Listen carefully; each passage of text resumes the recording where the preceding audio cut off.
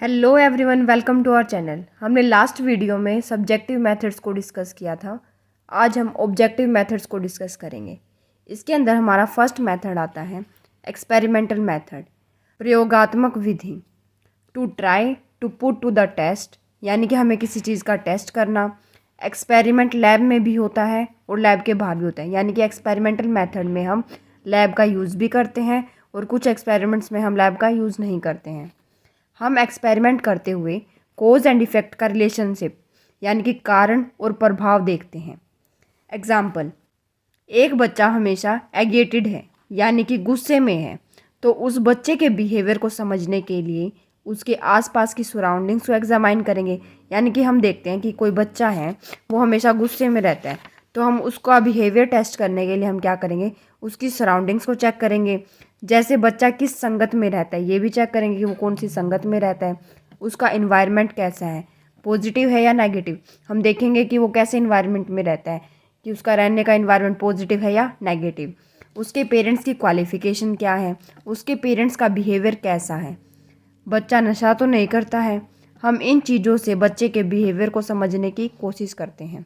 यानी कि हमने देखा कि हमारा जो एक्सपेरिमेंटल मेथड है वो किसके बारे में देखता है, कोज एंड इफ़ेक्ट के बारे में।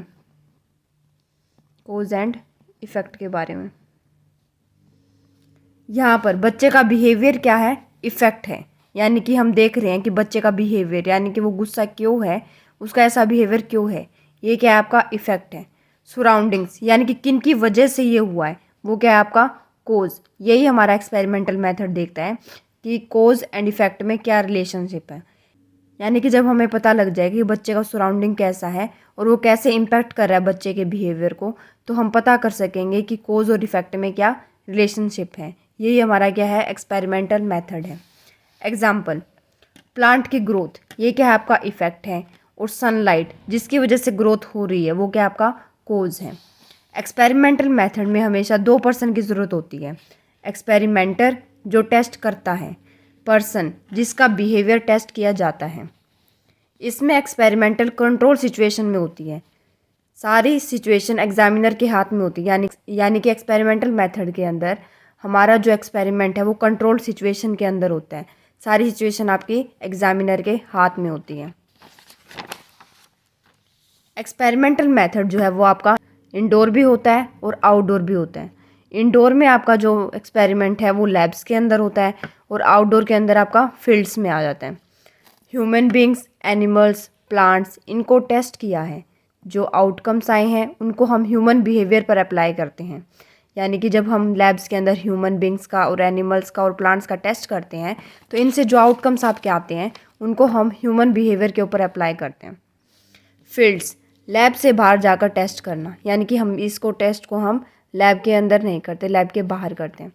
इसका जो है डिमेरिट क्या है आपका, जो हमने एनिमल्स और बर्ड्स पर टेस्ट किया है वह ज़रूरी थोड़ी है कि आपका ह्यूमन बींग के ऊपर भी अप्लाई हो। ये देखिए, यानी कि इसका एग्जांपल है कि हमने एक क्लास में पढ़ाया तो उसके अंदर जो ए सेक्शन था उसको तो हमने लेक्चर मेथड से पढ़ाया और जो बी सेक्शन था उसको डेमोन्स्ट्रेटिव मेथड से पढ़ाया। थ्रू डेमोन्स्ट्रेटिव मेथड क्या होता है आपका, जो आपका पिक्चर्स की हेल्प से पढ़ाया जाए। और लेक्चर मेथड क्या होता है, यानी कि टीचर सिर्फ आपको लेक्चर दे देगा और बच्चा उसको सुनेगा और समझेगा। तो फिर हम बच्चों से पूछें कि कौन से मेथड में आपको ज़्यादा समझ में आया है। ये आपका किसका एग्जाम्पल है, आउटडोर का। लैब मेथड में सिचुएशन एक्सपेरिमेंटर के हाथ में होती है, ये मैंने अभी आपको बताया था। इसके अंदर एग्जाम्पल देखिए, पेवेलोव का डॉग वाला एग्जाम्पल और कोहलर का सुल्तान वाला एग्जाम्पल, जिसमें सुल्तान क्या था, आपका चिंपैंजी था। ये एग्जाम्पल आपको आगे डिटेल में बताए जाएंगे। आगे देखिए, सिचुएशंस, किन सिचुएशंस में एक्सपेरिमेंट किया जाता है। नेचुरलिस्टिक, आर्टिफिशियल, इसमें सिर्फ नेचुरल तरीक़ों से चीज़ों को ऑब्जर्व किया जाता है, यानी कि इसके अंदर सिर्फ हम नेचुरल चीज़ों को देखेंगे। आर्टिफिशियल के अंदर हम क्या देखेंगे, इसमें सिचुएशन को बनाया जाता है। नेचुरलिस्टिक का आपका एग्जाम्पल है, मान लीजिए अर्थक्वेक आ गया जिसमें एक बच्चे ने अपने पेरेंट्स को खो दिया। इसमें बच्चे के जो इमोशंस आएंगे, यानी कि जब वो फील करता है कि उसके पेरेंट्स अब इस दुनिया में नहीं रहे हैं, तो उस टाइम पे जो उसके इमोशंस आएंगे वो ऑब्जर्व करना, वो क्या आएगा, आपका नेचुरलिस्टिक होगा, वो क्या होंगे, आपके रियल होंगे। लेकिन आर्टिफिशियल का एग्जाम्पल देखिए, हमने एक मूवी में दिखा दिया कि कैसे मूवी के अंदर उस बच्चे ने अपने पेरेंट्स को खो दिया, तो इसमें जो इमोशंस हैं वो आर्टिफिशियल सिचुएशन के द्वारा हैं।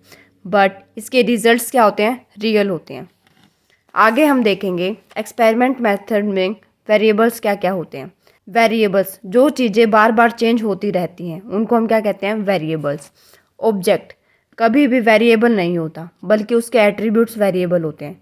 एग्जाम्पल जैसे पेन है आपका, पेन क्या है, आपका ऑब्जेक्ट है, ये चेंज नहीं होगा बट इसके कलर्स यानी कि एट्रीब्यूट्स हैं वो चेंज होंगे, बट आपका पेन चेंज नहीं होगा।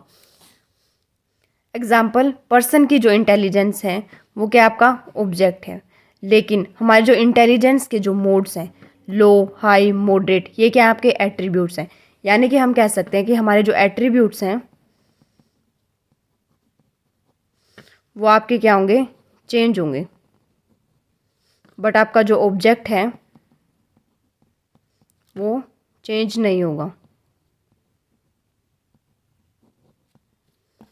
अब देखिए रूम क्या है, आपका ऑब्जेक्ट है, लेकिन हमारा जो रूम का साइज़ है कि हमारा जो रूम है वो बड़ा है या छोटा है, वो क्या आपका एट्रीब्यूट्स है, और हमारा रूम क्या है, ऑब्जेक्ट है। आगे हम डिस्कस करेंगे टाइप्स ऑफ वेरिएबल्स। फर्स्ट है आपका डिपेंडेंट वेरिएबल, सेकंड है आपका इंडिपेंडेंट वेरिएबल। डिपेंडेंट वेरिएबल क्या होता है, when depend on other variables, यानी कि डिपेंडेंट वेरिएबल्स क्या होते हैं, जो आपके अदर वेरिएबल्स के ऊपर डिपेंड करते हैं।